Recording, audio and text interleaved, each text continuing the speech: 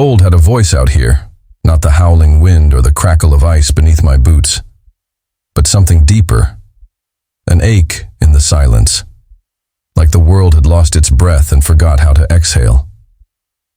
My exosuit's heaters pulsed faintly against my skin, doing their best to keep the frostbite from creeping past the seams. I'd been deployed in sub-zero climates before, Arcanine's glacial wars, the frozen ruins of Thessaline. But this place, this storm, it had a soul. I trudged forward, sensor lens blinking low visibility warnings in dull red across my visor. Thick flurries swept across the jagged terrain, each gust carrying shards of ice like thrown razors. My name is Kaiden Voss, and I don't get sent places like this unless something is seriously wrong. It started with a beacon, an ancient distress call reactivated after 37 years of silence. Origin, Sector Delta 17, a desolate outpost planet called Virella, a research colony abandoned after the energy wars. The signal didn't match anything in our current codebase. It was archaic, almost primal in tone, but unmistakably intelligent. I was sent alone, standard protocol for recon on dormant zones. The Alliance doesn't waste ships on ghosts, but I wasn't prepared for what I found. My HUD flared with proximity alerts. I paused atop a crystalline ridge, scanning the icy expanse below. Blurred through the storm was the shadow of a collapsed structure, part of the old observatory grid. Its spires now resembled shattered teeth, poking from a snow-smothered maw. "Command, this is Voss," I said, tapping my comm. "Visual on the source. Approaching now." Static answered me. Figures. The atmosphere here was volatile. Aurorae. Dancing unnaturally low. Electromagnetic interference off the charts. I'd be lucky to get even a burst transmission out until I returned to orbit. I descended the slope, my boots crunching down into ancient snow. The structure groaned as I approached, wind moaning through broken trusses and shattered polyglass. I stepped through a bent archway into what remained of the main corridor. Everything was coated in frost. Panels dangled from the ceiling like vines. The silence inside was heavier somehow, wrapped in layers of time and something else. Grief, maybe. I moved slowly, sweeping my scanner across the walls. The air was thick with residual charge. Energy had surged through here recently, and not from any human tech I recognized. Then I heard it. A sound so small, it could have been a figment of imagination, but it wasn't. A faint whimper, like glass cracking under pressure, or a child crying. I froze. No animal sounds here. No human colonies for light years. Just the storm outside and the echo inside me. I followed it, down a side hallway half collapsed, my torch illuminating long-dead consoles and a dusty mural of constellations painted across the ceiling. The sound led me to a storage room, long sealed by ice, the door bent inward like something had clawed it open. Inside was a figure, crumpled in the corner. I raised my rifle instinctively, heart pounding. The thing wasn't moving. My torch beam reflected off something translucent. Skin? Shell? My first thought was a mutated drone or biotech refugee, but then it stirred, and then it cried. The sound didn't come from its mouth. It pulsed from its chest, vibrated through the air like a tremor of emotion itself. My breath caught. It looked like a child, small, fragile, humanoid in silhouette, but clearly not human. Its skin shimmered like wet stone, shifting in color with the light. Two elongated eyes blinked slowly at me, silver with deep violet rings swirling at the edges. No hair, no clothes, just a membrane-like covering that looked grown, not worn. I lowered. "My weapon. Hey, I'm not going to hurt you," I whispered, unsure if it understood. The child recoiled slightly, whimpering again as its tears, bright as liquid crystal, froze mid-air, clinking softly to the ground like falling diamonds. It was freezing to death.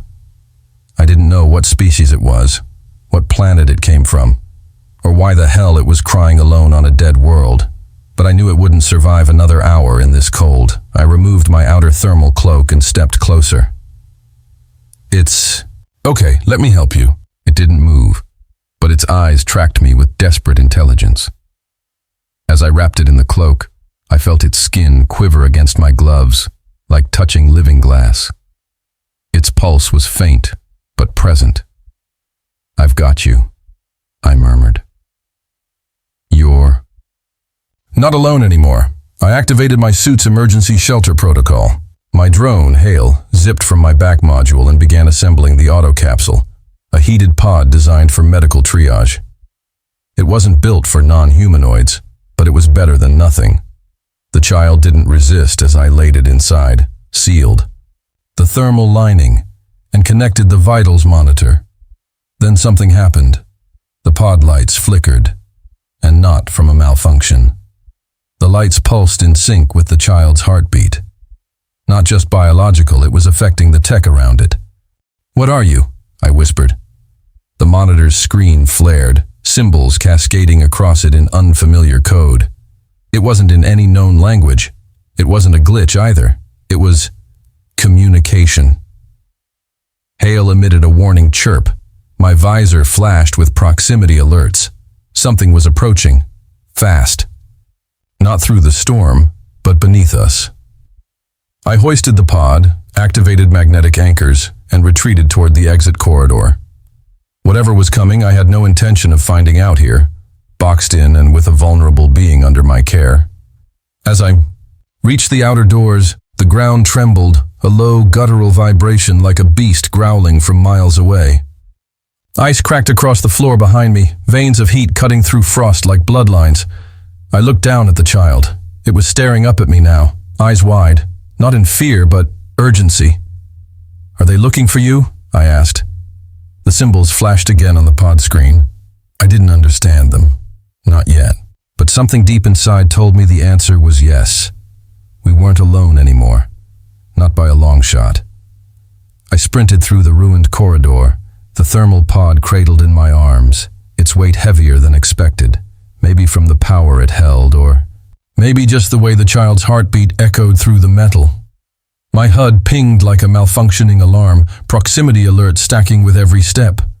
Whatever was coming from underground was rising fast, and the seismic vibrations were growing louder, like ancient machinery waking from a 1,000-year slumber. "Hale, status report," I barked. The drone whirred beside me, its digital voice crackling through the comms. "Subsurface movement detected. Unknown life signatures. Biothermal readings inconsistent with any database entries. Estimated breach in 92 seconds. "Figures," I muttered, vaulting a collapsed beam and kicking open the iced-over exit hatch. The storm outside had intensified. Wind roared like a hurricane, sleet slicing sideways through the broken world. Visibility was nearly zero.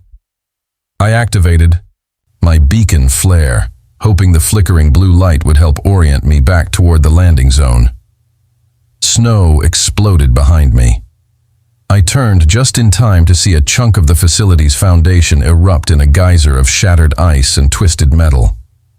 Something massive surged upward, a silhouette that defied geometry, all jagged limbs and pulsating lights, like an insect crossed with a war machine.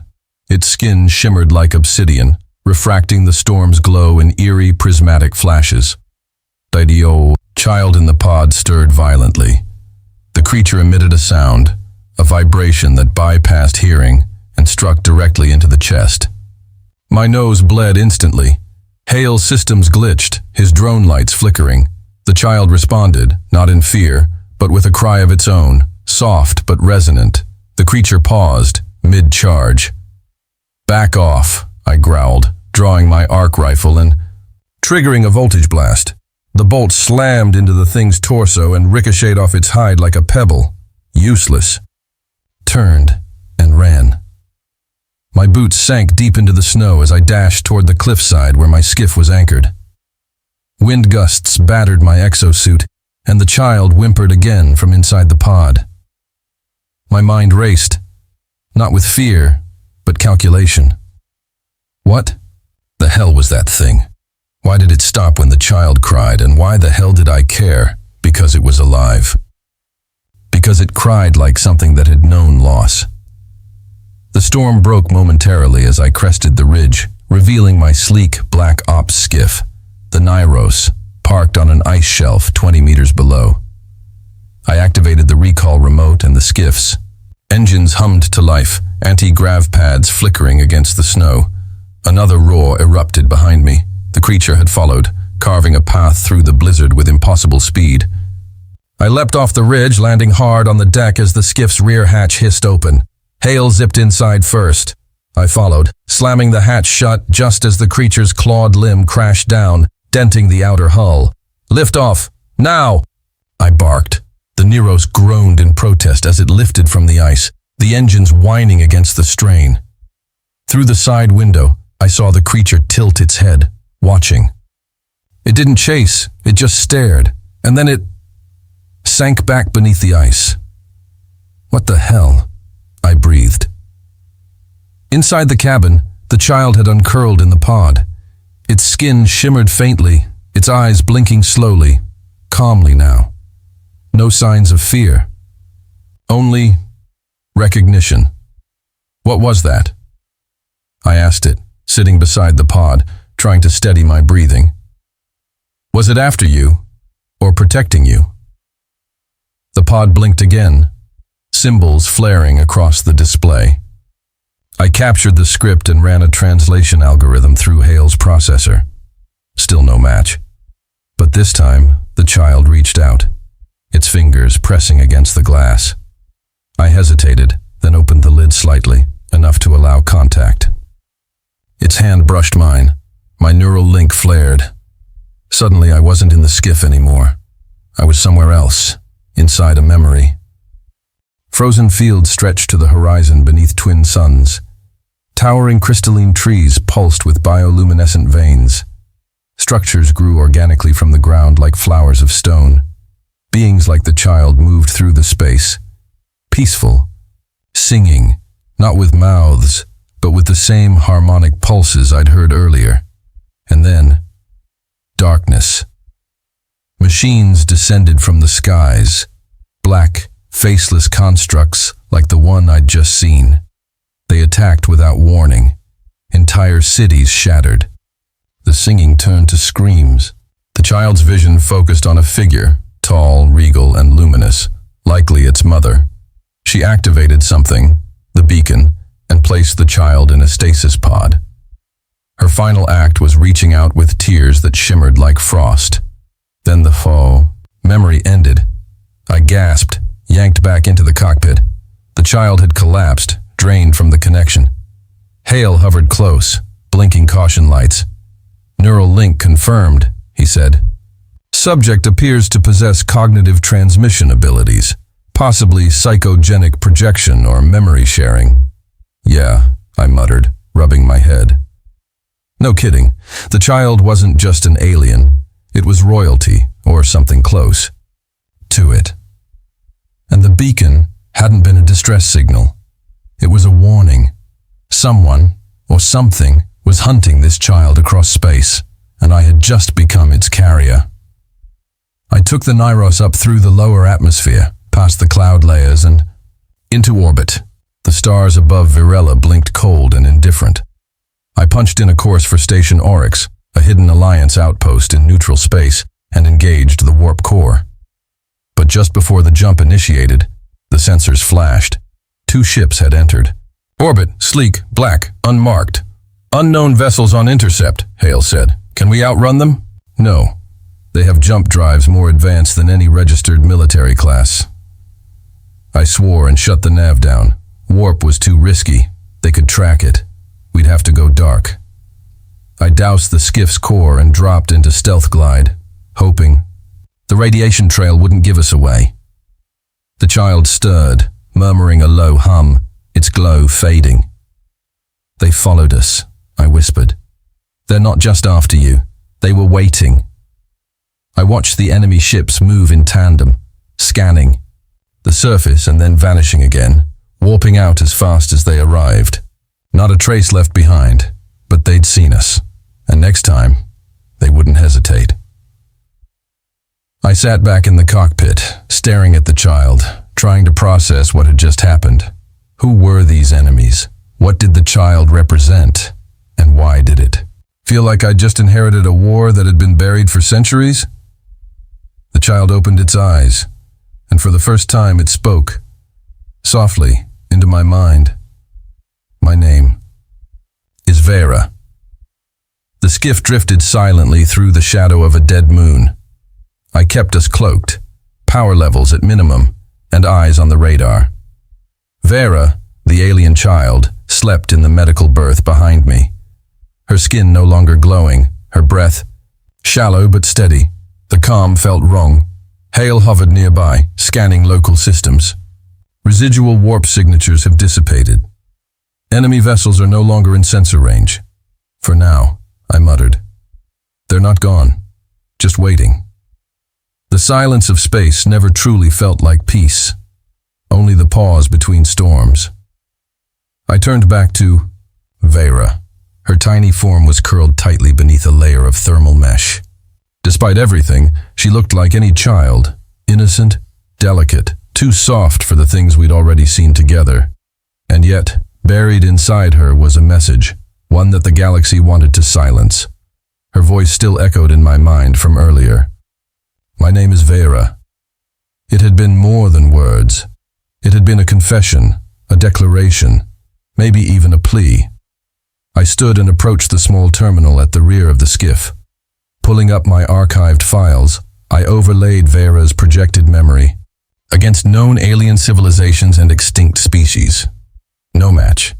Her homeworld, the glowing crystalline trees, dual suns, and the biologically grown architecture, wasn't listed in any known charts.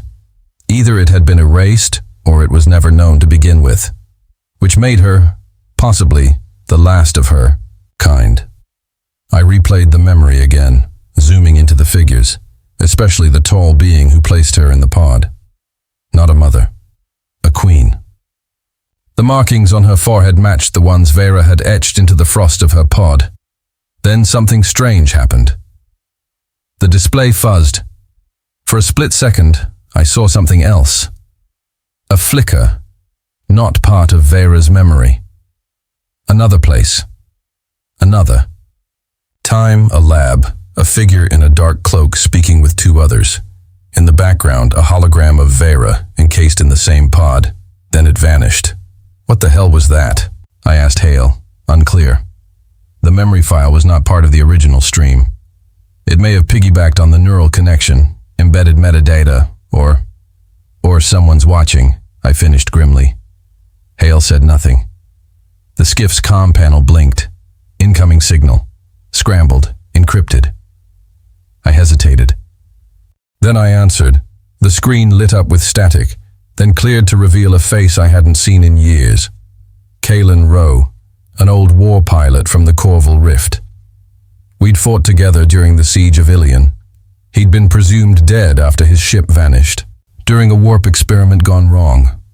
His silver eyes narrowed as he spoke. Joran, you're not easy to find anymore. My mouth dried. You should be dead. Most people think I am. That's how I've stayed alive. But this transmission isn't about me. It's about her. He nodded off screen, as if he already knew who was on board. You know Vera? I asked. I don't just know her. I helped build the beacon that hid her. I stared, stunned. You were involved in this? Kalen's expression hardened. There's more at play than you realize. The beings hunting her. They're not a race. They're an ancient synthetic order, built to preserve balance through extinction. They target anomalies, civilizations that threaten a predetermined outcome. Vera's people. Their ability to transmit memory, manipulate neural resonance, even affect time perception. They scared the architects of reality itself. I tried to process that. And you? I asked. Why are you helping? Kalen leaned in. Because they came for my daughter too. The line went dead. I stood there, heart hammering, mind spinning. Vera stirred behind me. I turned to find her sitting up, eyes wide, not afraid, but awake. Aware. "You saw him," she said into my thoughts. I did. He is broken. But he remembers truth." "What truth?" She reached out again, not to connect, but to reveal. The skiff shimmered. My vision folded inward, and suddenly I was somewhere else again. A chamber of living crystal. Vera stood, older, tall, her robes flowing like starlight. Around her stood thousands of beings, her people. She spoke words I couldn't understand, but their meaning surged through me. Unity, memory, redemption. Then light shattered. The sky fell. The synthetic invaders descended, not as soldiers but judges. Their leader, a towering horned construct, with no face, raised an orb of collapsing gravity and crushed entire regions into singularities. The sky screamed. The people tried to fight back, but their minds, linked together, became a vulnerability. One corrupt signal, and they began to fall together. Vera's mother broke the link, severing their collective mind to save her child. In doing so, she doomed the rest. I saw the beacon activate, and then a moment that didn't feel like memory. I saw myself. In the vision, I was standing beside Vera, not now, but in the future, on a world I didn't recognize. She held my hand. Then it was gone. I gasped, collapsing back into the present. Vera's breathing was calm, her expression sorrowful. "You've seen the path," she whispered. I knelt before her. "How is this possible? Why me?" "Because you are the one who doesn't run." I swallowed hard. The console beeped again. This time it wasn't a message. It was a warning. Ships, 5 of them. Exiting warp less than 1,000 clicks out. "No. ID. No transponders." "They've found us," Hale said. "We have 3 minutes." I jumped into the pilot seat, firing up the core. Vera stood behind me, watching the stars. Then she whispered, "Let them come. I am ready." And her body ignited with a pulse of light so bright it blinded my sensors.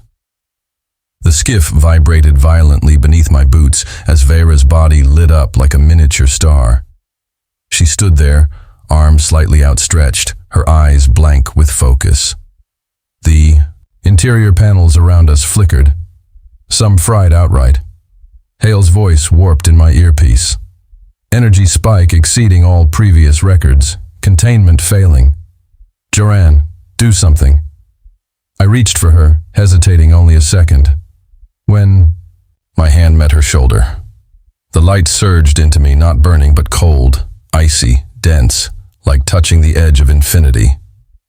For one terrifying moment, I saw everything.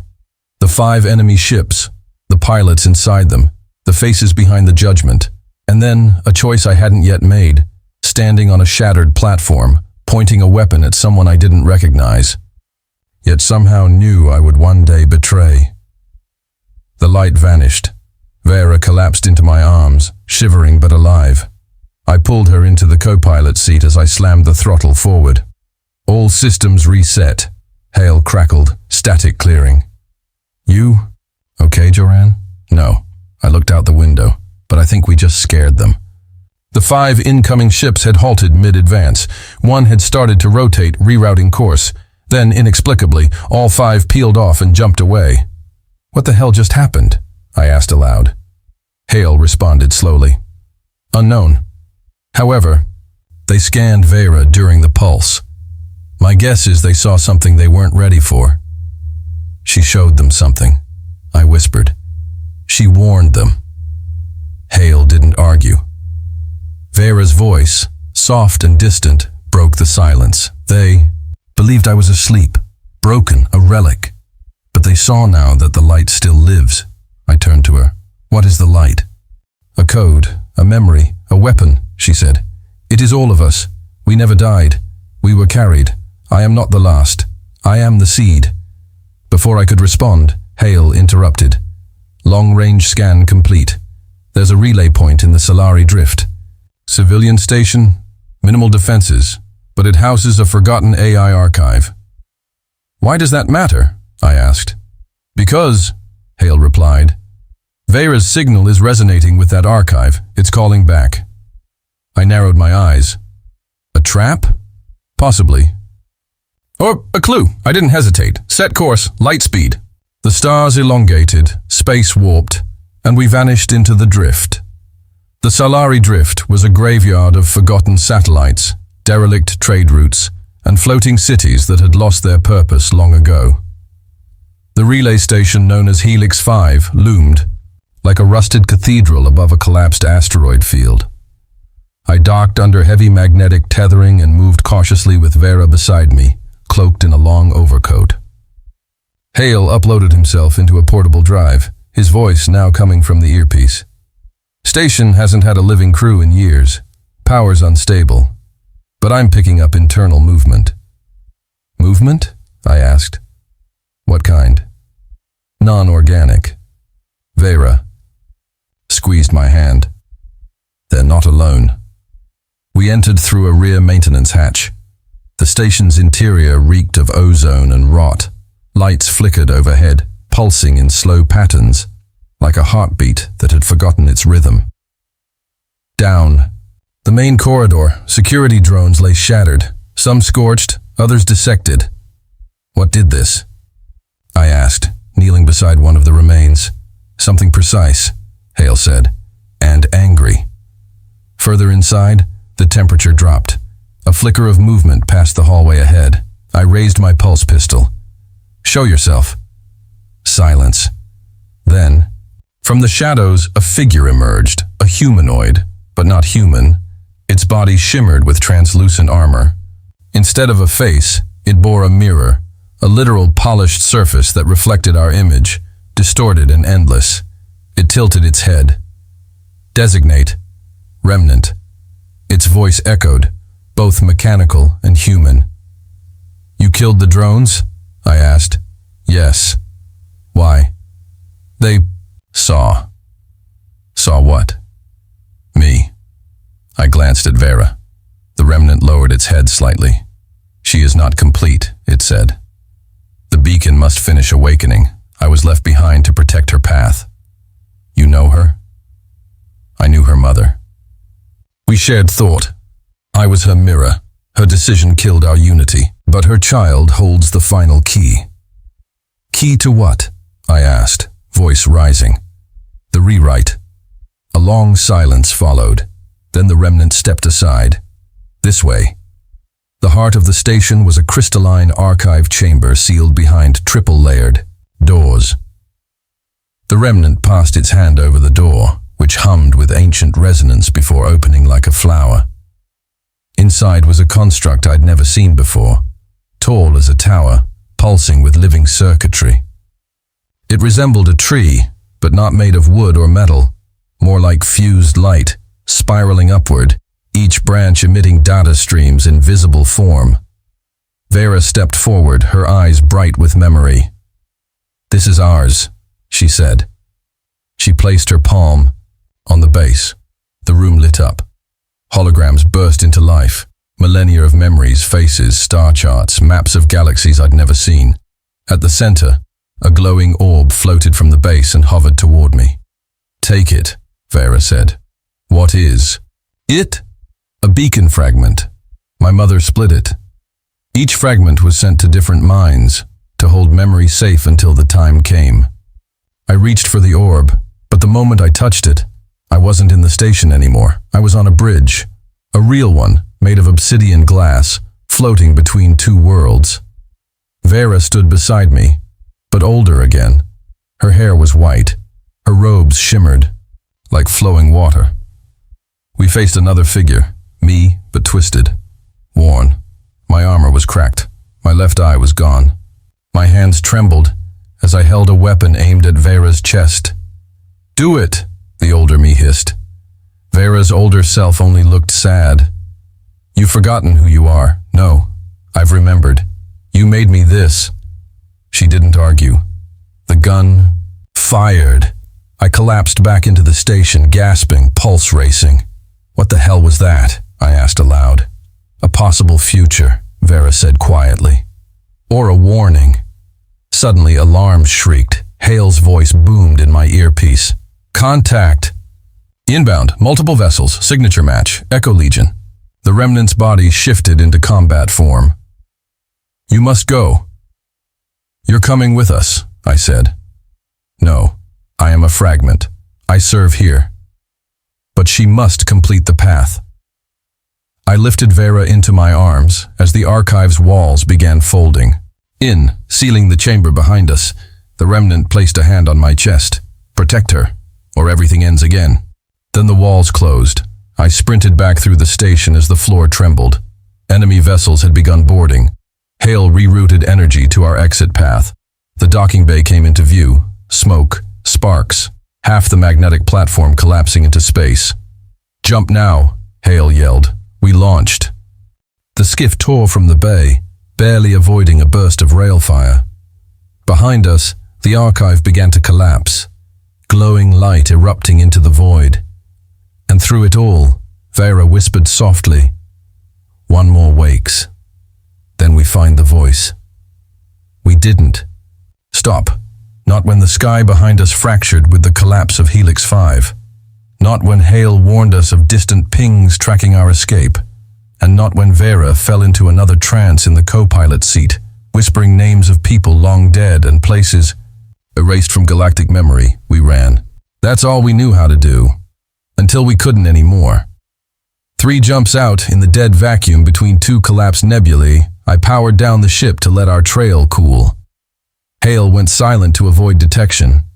The stars looked wrong here. Twisted. Like they were watching from behind a curtain. Vera hadn't moved in hours. Her breathing had slowed, but her skin glowed faintly beneath her collarbones in complex patterns, like circuitry made of biolite. "Talk to me, Vera," I murmured. "Don't go dark on me," she stirred. Her eyes fluttered open, but they were silver now, no longer that soft glacier blue. "There's another," she whispered. "He is calling." "Another like you?" She nodded slowly. "Different. Broken in ways I'm not. But he's waking. His cry disturbs the veil." I frowned. "Where is he?" She extended her hand toward the dark ahead. "The hollow core." Hale reactivated. "The hollow core is a dead zone," he said grimly. "No relays. No gravity wells. No rescue. Every probe sent there comes back corrupted.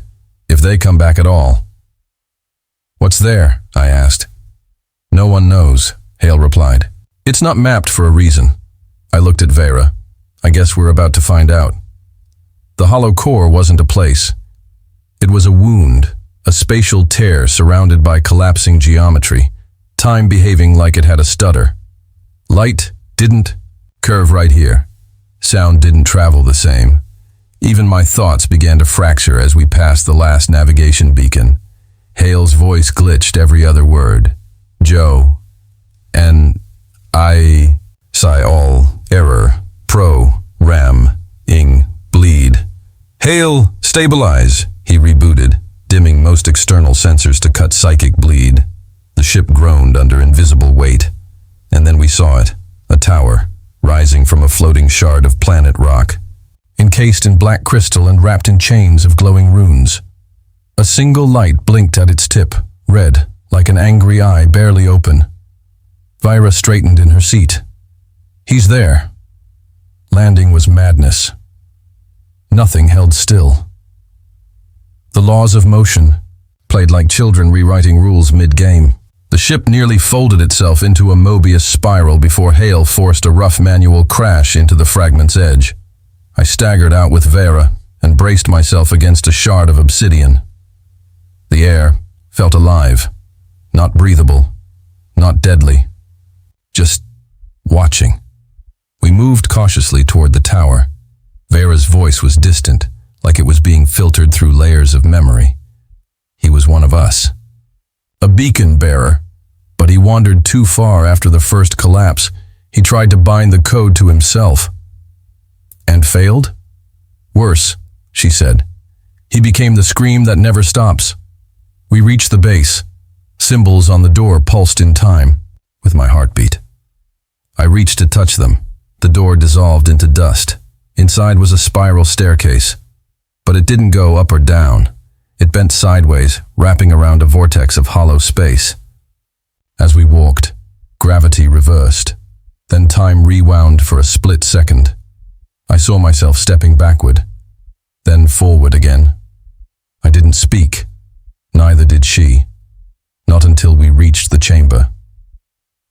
He sat in the center of a stone platform, knees drawn to chest. Glowing lines burned into his arms and neck like someone had carved light into flesh. He looked young, but ancient. His hair was white. His face, hidden under strands, twitched slightly as we entered. His name fell from Vera's lips. Tyven. His eyes snapped open, red and blue, one of fire, one of frost. You brought the end here, he said. His voice layered over itself, like two beings speaking in unison. We need you, she said gently. I'm not yours anymore. I'm the echo of a scream. The last noise before the veil broke. I stepped forward. We're not here to harm you. You're a piece of something she's trying to awaken. He turned toward me. You're the human, the one with the memory fracture. I froze. Memory fracture. He nodded. You've seen it. The bridge, the weapon, the choice. That was no vision. That's your convergence point. I don't understand. You will, when the third awakens. He stood slowly, pain flickering across his face. The path isn't linear. The voice you seek isn't a voice. It's a convergence. Then his body collapsed. Vera rushed forward, catching him. But instead of dying, he broke, literally shattered into light. Shards of his being, memories, data code, all flew into Vera's chest. Her body seized, lifted off the ground, spinning with energy. I rushed forward and was flung back by an invisible force. Her scream filled the tower, high, melodic, almost like birdsong, then suddenly deep, monstrous, cosmic. When it ended, she hovered silently for a moment, then lowered slowly to the ground. Her eyes returned to blue. I remember now, she said. The real war. The one before this cycle. I helped her stand. You okay? She nodded slowly. Tyven gave me the lock, but I still need the key. Back on the ship, Hale was glitching but stabilized once we cleared the hollow core's radius. He spoke cautiously. Joran, I scanned your vitals while Vera was in trance. You've been changed. How? You're not fully human anymore. Your cells are adapting, as if they're syncing with the beacon signals. Vera took my hand. I didn't mean to. When we merged back there, I shared too much. What does that mean for me? She hesitated. It means you'll start seeing things no human should. Knowing things not meant to be known. And it means they'll come for you now, too. Who? She looked out the viewport. The ones who erased my kind. The architects. Suddenly, a beacon flared on the console. Unmarked. Encrypted. Ancient. Hale decrypted it. Static at first, then a voice. To all remnants. Beacon bearer awakened. Signal confirmed. Convergence initiated. Awaiting third echo. Then silence. No origin trace. But the signal bounced once, off a derelict moon I knew all too well. Nyros 7, a grave world. Once a war colony, now quarantined. The place I lost my unit. The place I swore I'd never return. Vera saw my expression change. You know what's next. I nodded grimly. The third echo.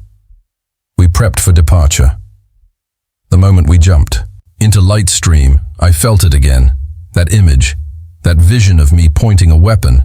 But this time, something changed. This time, I wasn't aiming at Vera. This time, I was aiming at myself and smiling. The path isn't linear. The voice you seek isn't a voice. It's a convergence. Then his body collapsed. Vera rushed forward, catching him. But instead of dying, he broke, literally shattered into light. Shards of his being, memories, data, code, all flew into Vera's chest. Her body seized, lifted off the ground, spinning with energy. I rushed forward and was flung back by an invisible force. Her scream filled the tower, high, melodic, almost like birdsong, then suddenly deep, monstrous, cosmic. When it ended, she hovered silently for a moment, then lowered slowly to the ground. Her eyes returned to blue. "I remember now," she said. "The real war. The one before this cycle." I helped her stand. "You okay?" She nodded slowly. "Tiven gave me the lock, but I still need the key." Back on the ship, Hale was glitching but stabilized once we cleared the hollow core's radius. He spoke cautiously. "Joran, I scanned your vitals while Vera was in trance. You've been changed." "How?" "You're not fully human anymore. Your cells are adapting, as if they're syncing with the beacon signals." Vera took my hand. I didn't mean to. When we merged back there, I shared too much. "What does that mean for me?" She hesitated. "It means you'll start seeing things no human should. Knowing things not meant to be known. And it means they'll come for you now, too." "Who?" She looked out the viewport. "The ones who erased my kind. The architects." Suddenly, a beacon flared on the console. Unmarked, encrypted, ancient. Hale decrypted it. Static at first, then a voice. "To all remnants, beacon bearer awakened. Signal confirmed.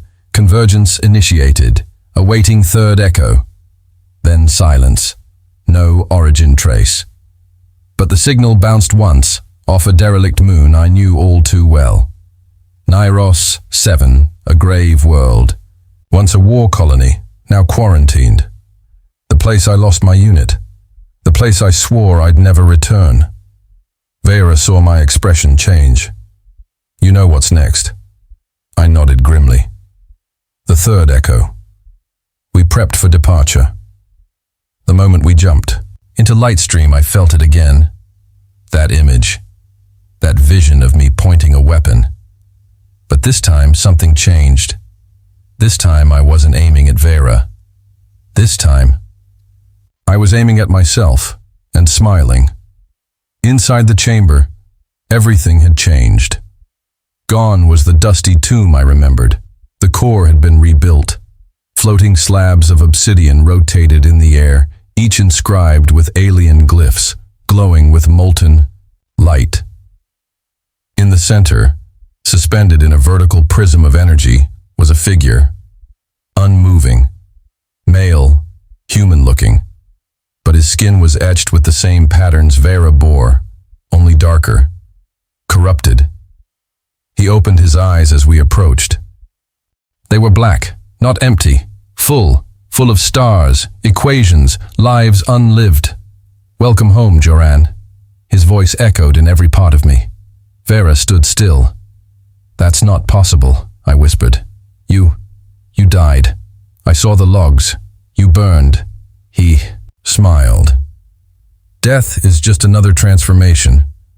His name was Kavin Vox. He had once been the lead strategist of our battalion. A friend, a mentor. He taught me to read pulse signatures through concrete walls. Taught me how to lie convincingly, how to survive. He had also led the mission to breach the gate. Vera stepped forward. "You're the third echo." Kavin's gaze slid to her. "So you remember?" "I remember everything," she said coldly, "including how you betrayed us." Kavin tilted his head. "Not betrayal," he said calmly. "Enlightenment." He raised his hand. A wave of energy passed through the room. My body seized. Visions flooded me, entire lifetimes not my own. I saw cities built of light, ships the size of moons, wars fought on timelines instead of planets. And then I saw him, Kevin, standing at the center of it all, rerouting destinies. You're the architect's key, I breathed. A servant. No, he corrected. A candidate. He stepped down from the platform, the energy field dissipating with a soft crackle. I survived the gate, he said. Because I merged with it. I became its messenger, and now, so will you. I didn't come here to serve your kind, I snapped. But you already have, he said, smiling. When you took Vera from the ice, when you linked with the second echo, when you started dreaming of the bridge and the weapon, he walked closer, eyes burning.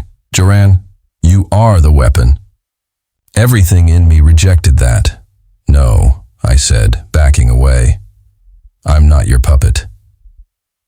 You've always been more than human, Kevin whispered. They tampered with you as a child. You survived experiments no one else did. You think it was coincidence. You were part of the Beacon initiative before you even knew how to fire a gun. I felt my knees weaken. Vera stepped between us. I won't let you take him. Oh, Vera, Kevin said gently. You already have. Look at him. He's changing. Every second you're near him, he's becoming less fixed. That's what love does, doesn't it? It rewrites the code. Suddenly, alarms blared. Hale's voice crackled into my earpiece. Joran, unknown inbound, massive, looks like a collector-class war vessel. Kevin smiled wider. They found us. He turned toward the inner sanctum. I can offer you one. Chance, he said. Join me. Fuse with the beacon. Become something beyond this war. Or, he looked over his shoulder. Die meaningless, still pretending you're just a man. I looked at Vera. She was trembling, not in fear, but conflict. Don't listen to him, she said. You're more because you choose to care. That's what makes you human. That's what made you stronger. My heartbeat thundered. I didn't come this far to become their pawn. Kevin raised his hand. Then you'll burn with the rest. The ground split beneath us. Energy columns rose from the floor. Everything shook. Vera grabbed my hand and sprinted. We leapt through the side exit as the chamber began collapsing behind us. Kevin stood still amid the chaos, eyes burning, as if daring us to look back. We didn't. As we reached the surface, Hale had already deployed the ship's defense shields. Enemy fleet locked, he shouted. But I can't hold them off forever. Just need a jump window, I growled. Vera pressed her palm to the console, energy flowing into Hale's system. He roared to life, light engines burning blue. I took the helm. Set a course, she said, panting. We go now. To where? I asked. She looked at me. To the source. I slammed the controls forward. The ship surged, space tearing open before us. As we jumped into Lightstream, I saw it. Kevin, standing at the cliff's edge, smiling like he already knew how this ended. We emerged from the jump mid-drift, the stars streaking into stillness as our ship stabilized on the edge of a system so old it barely had a name. Hale hovered silently, engines cycling down. Even he, our ever-vocal, ever-defiant AI, seemed subdued. Before us was a swirling anomaly, black at the center, surrounded by burning rings of shifting light. The energy it pulsed with wasn't just raw, it was ancient, more sensation than substance. And buried at its core was something Hale had locked onto, a signal, low frequency, a single constant tone, identical to the one Vera had released when I found her crying in the ice. What is this place? I whispered. Vera's eyes shimmered violet. The last vault, she said, where the architect buried the keys. I frowned. What kind of keys? She turned toward me, her voice barely audible. Not what. Who? We descended toward the vault slowly, shields flickering as the gravitational distortion grew dense. The vault's structure was unlike anything I'd ever seen, floating tetrahedrons orbiting a luminous core. Geometry in motion, physics rewritten. I need to go alone, Vera said suddenly, her tone firm. I stepped forward. No, we're not splitting again. She smiled, but her eyes were distant. You don't understand yet. This place, it speaks only to echoes. It won't open unless one of us calls it home. Hale's voice cut in. I don't like this. Energy readings are spiking. If that vault opens, we don't know what we're unleashing. I do, Vera whispered. My siblings, I couldn't stop her. As she stepped into the light, it reacted, gently at first, then violently. The tetrahedrons halted their orbit. The light bent inward, forming a perfect tunnel around her. Then she vanished, not teleported, absorbed. I waited. Minutes. Hours. Time. Twisted in here. And just when I began to doubt if I'd see her again, the core pulsed once, then split. Vera emerged, not walking, floating, eyes burning bright gold, voice layered with harmonics.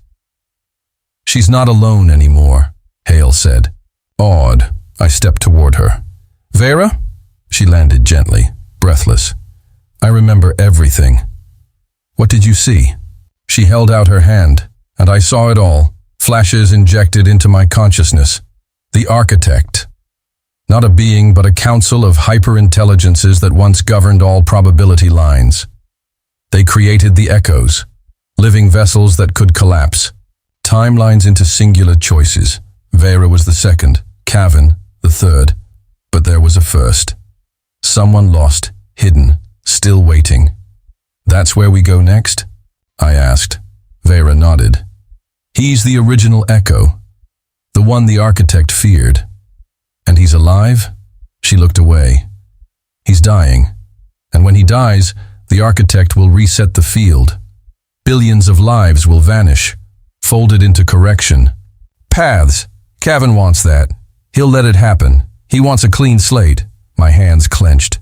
No reset. Not on my watch. Suddenly Hale screamed. Hostile warp signature, multiple. No time to run. I ran to the cockpit. A fleet had arrived. Not human. Not of any known civilization. Their ships looked grown, not built. Organic, pulsing, bone and steel fused into horrid art. Vera paled. Harvesters. The word dropped like poison. They feed on timelines, devour fractured echoes. They came when the architect went silent. A single voice filled our comms, cold, slow, genderless. Return the second, or we consume the core. I looked at Vera. They mean you. She stepped beside me. No. They want him. Her eyes locked on me. I froze. What? You're not just the weapon, she said softly. You're the gate and the lock. The first echo left a fragment of himself in you, Joran. That's how I found you in the storm. The comms roared again. Return the carrier. Everything clicked. They had been after me all along. I turned to Hale. Jump. Anywhere. Now. I can't, Hale replied. They've infected the local graviton layer. We're boxed. The lead harvester ship released a surge, liquid black. Spears flying toward our vessel. Vera raised both hands. The entire wave evaporated in mid-air. Her voice deepened. I won't let you take him. The vault behind us shimmered. It had not closed. A voice boomed, not mechanical. Not ancient, human. Bring him to me, I gasped. The first echo. Vera grabbed my arm. He's reaching out. His stasis field is open, but we only have seconds. What about the harvesters? They'll follow. We lead them in. The buy. Vault will seal behind us. And trap us, she smiled sadly. One fight at a time. I didn't hesitate. I turned to Hale. Get the ship inside that vault. It's not built for that kind of density. Do it. The vessel dove through the opening light storm. Colors warped. Time distorted. Everything burned. As we crossed the final threshold, the harvester ships followed, just as Vera predicted. But the vault closed like jaws. The last ship crushed mid-entry. Silence, stasis, darkness, and then light. We emerged in a space so still, it felt holy.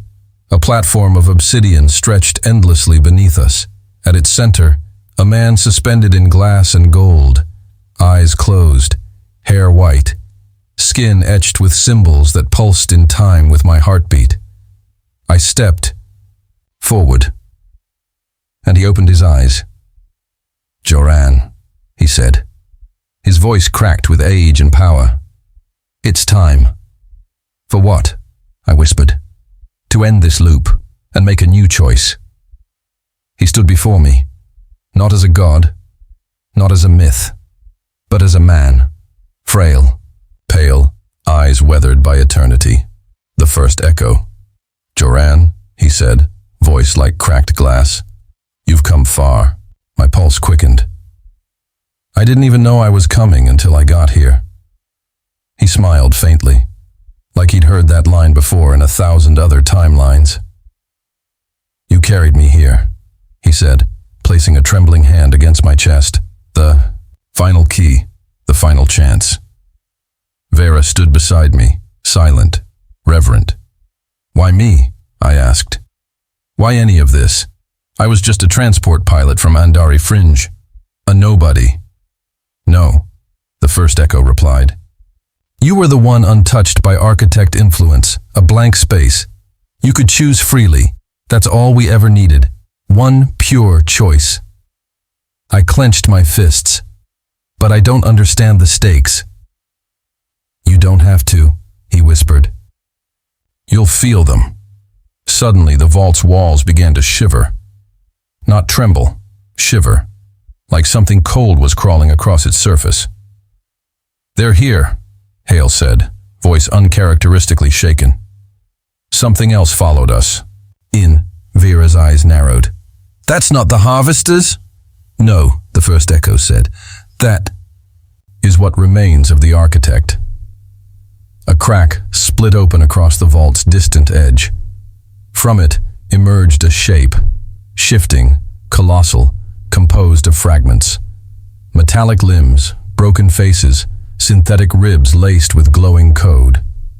The architect had collapsed into one entity, no longer a council, just a hungry ghost of its former self. It roared, and the vault responded, walls twisting, time fracturing. "We are the correction," the architect boomed, "and this anomaly ends now." I stepped forward. "No," it stopped. "You can't correct a future that hasn't been chosen yet," I said, "and I haven't chosen mine." "You are the echo," it hissed. "No," I said, "I'm the signal." Then I turned to the first echo. "What do I do?" "You merge," he said simply.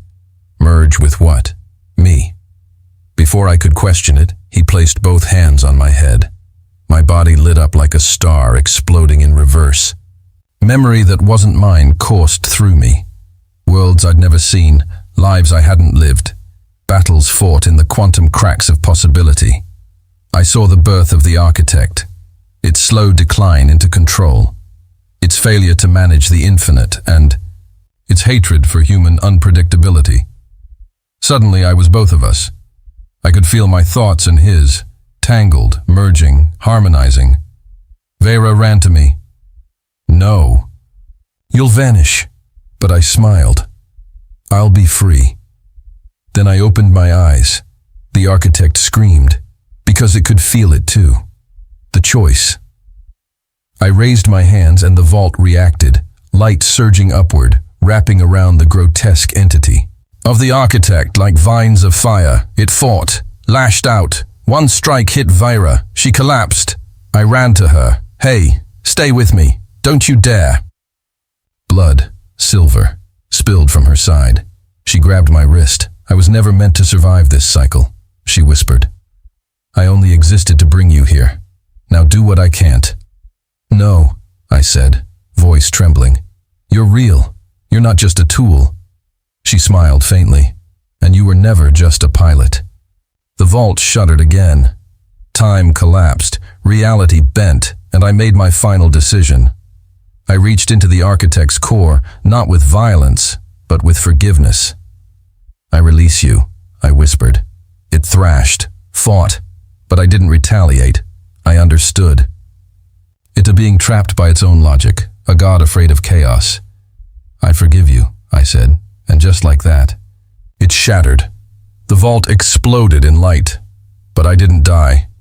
I became something else, not human, not echo, something new.